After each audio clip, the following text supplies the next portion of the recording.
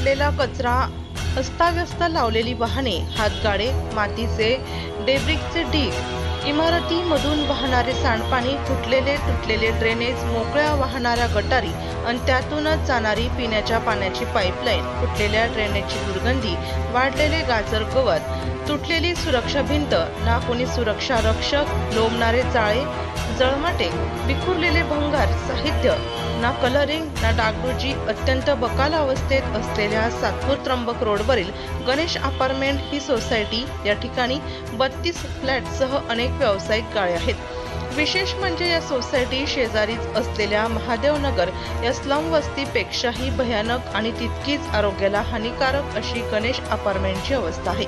मात्र या सोसायटीत चेअरमन, सेक्रेटरी आदींचं कुणाचंही याकडे लक्ष नाही. महापालिका तसेच उपनिबंधक कार्यालयात वारंवार अर्ज करूनही येथील दुरावस्था कायम असल्याचं येथील रहिवाशी असलेल्या सामाजिक कार्यकर्ते योगेश कांगुर्डे यांनी सांगितलं आहे. त्र्यंबक रोड सातपूर शहराच्या मध्यवर्ती गणेश अपार्टमेंट अशी बिल्डिंग आहे. त्या अपार्टमेंटचे चेअरमन कोट्यवधी रुपयाच्या फ्लॅटमध्ये व्यायची ठिकाणी राहतात आणि सोसायटीच्या लोकांना एकदम स्वच्छतेच्या नावाखाली आणि त्यांच्या स्वतःच्या दुकानाच्या पार्किंगसाठी सोसायटीच्या लोकांना अतिशय त्रास देऊन त्रस्त केलं आहे त्यांनी. आम्ही त्यांना वारंवार त्यांच्याकडे कंप्लेंट करत राहतो तर आम्हाला दुसरं काही नको या सोसायटीमध्ये, फक्त तुम्ही स्वच्छता घ्या. आरोग्याचा विषय आहे. आमच्या घरात लहान लहान लेकरं आहे, त्या आजारी पडतात. आमच्या महिन्यातून 2-3 हप्ते तर आमच्या दवाखान्यांमध्ये जातं या आरोग्यापायी.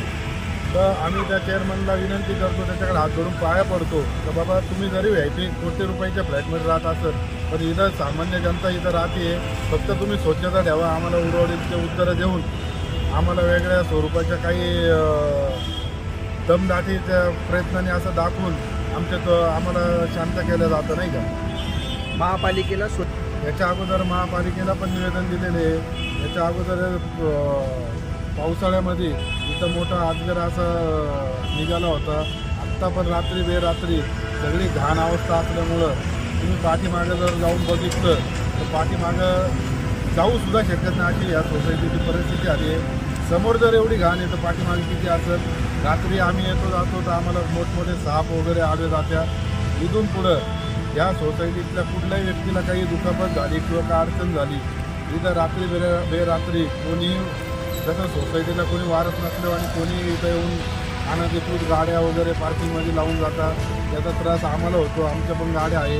आम्ही गाड्या जर सोसायटीच्या बाहेर लावल्या तर आम्हाला दंड फाडण्यात येतात. तर आम्ही करायचं काय. चेअरमन आमचं ऐकून घेत नाही. चेअरमन उडवडीचे उत्तर देतो. उपनिबंधक अधिकाऱ्यांना पण पोद्दार साहेब यांना पण आम्ही निवेदन दिलेलं आहे. तर या सोसायटीला एवढे वर्ष आले, या सोसायटीचा मेंटेनन्स नाही, काही नाही, त्याच्यावरती कारवाई करा. सगळीकडे आम्ही अर्ज देऊन ठेवतो, पण तरी चेअरमन त्यांची मनमानी करत राहतात. आजपर्यंत आम्हाला इथं येऊन 4 वर्ष आली. या 4 वर्षामध्ये आज एकदा पण आम्हाला सोसायटीची मीटिंग किंवा काहीच माहिती नाही. आम्ही चेअरमनला विचारणा केली कधी सोसायटीची मीटिंग घ्या, तर तो म्हणतो तुम्ही घ्या. आम्ही म्हणतो ते पद तरी सोडा, ते पद पण सोडती नाही. चेअरमन आणि सेक्रेटरी हे दोन्ही मिळून आम्ही जेव्हा इथं फ्लॅट घेतले, आमच्याकडून फ्लॅटचे कर वसूल करण्यात आले.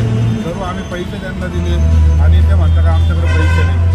याचा हिशोब मागायचा तरी कोणी.